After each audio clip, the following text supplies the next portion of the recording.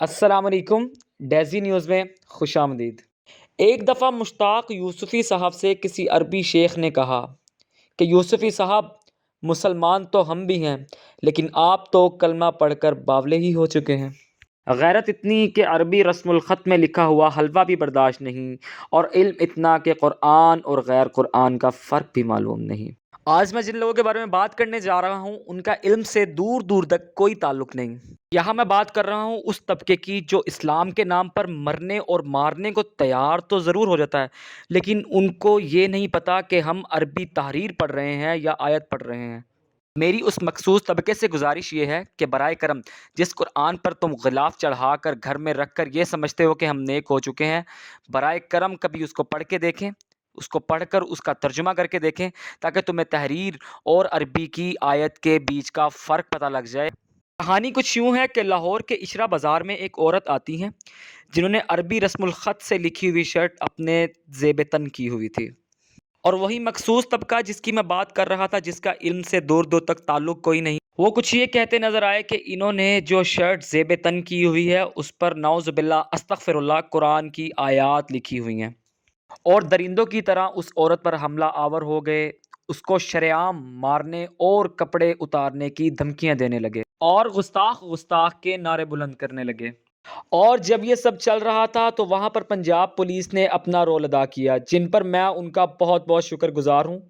A S P سحر بانو صاحبہ نے موقع پر ایکشن لیتے ہوئے ان کی جان اور عزت دونوں محفوظ کی، اور جب علماء کرام نے اس سارے واقعے کی تصدیق کی تو سامنے یہ آیا معاذ اللہ وہ کوئی قرآنی آیت نہیں تھی، در حقیقت وہ عربی رسم الخط تھے۔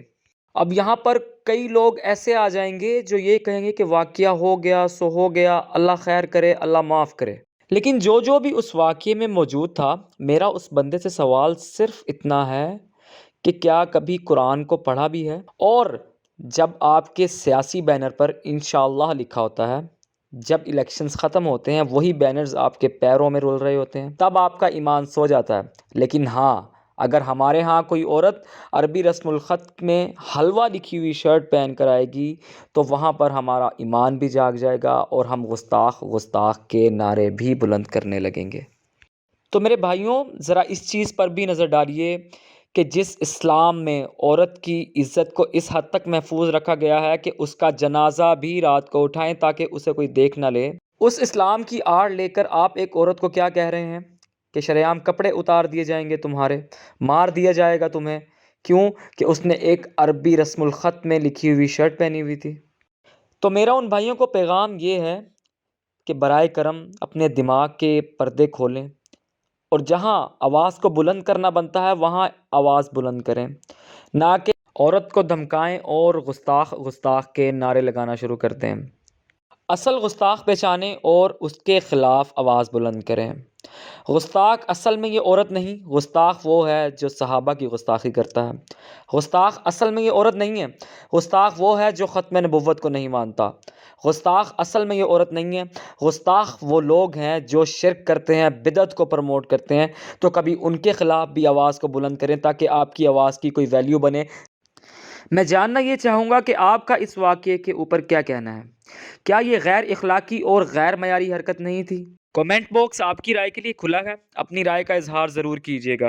اگر ویڈیو پسند آئی ہو تو اسے لائک کیجیے گا، چینل کو سبسکرائب کر لیجیے گا اور نوٹیفیکیشن بیل کو آن کر لیجیے گا تاکہ ہم اپنی نیکسٹ ویڈیو جب بھی اپلوڈ کریں آپ کو ٹائم ٹو ٹائم نوٹیفیکیشن ملتا رہے۔